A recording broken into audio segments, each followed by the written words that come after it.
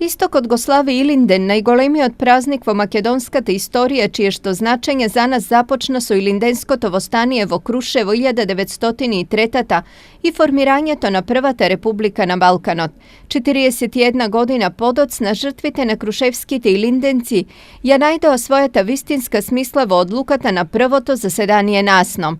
Tokmu dvata Ilindena se najcvrstite stolbovi na koje je postavena makedonskata suverena država, denes ravnopravna členka na Обединетите нации и претендент за ЕУ и НАТО.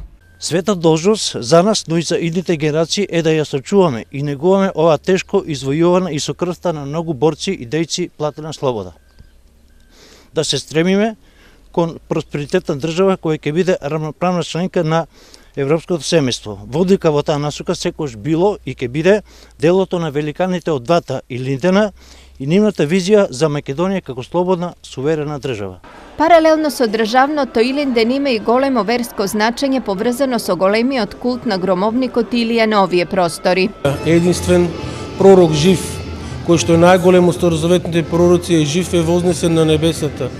Како што гледат и самите може да видиме, секаде е почитуван, на ово место во село Аргулица е посебно почитуван, бидејќи самата црква е посветена на овој светител.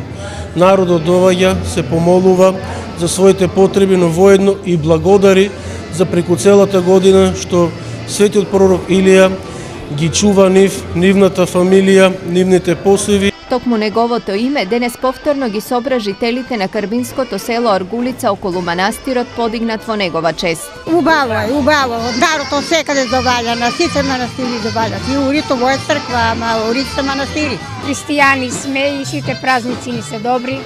Сега на 8 Света Петко Срчиево и таму исто одеме, помагаме на црквата и така. Вие се наследени празници од предходните генерации и така од колено на колено одат. Убави традиции треба да се продолжуваат и младите да се навикнуваат и младите да одат. Многу убава работа е, се виде народот, се поздрави и така. Котлите со манастирска манџа беа неизоставен дел и од денешното празнување. Денеска имаме компир манџа со телешко, околу 200 кила беше телето, а количински за 1000 души. Манастирот во Аргулица се гради веќе 40 години и во него се уште има недовршени работи. Овај манастир треба да се доцрта и камбанерија треба да се прави.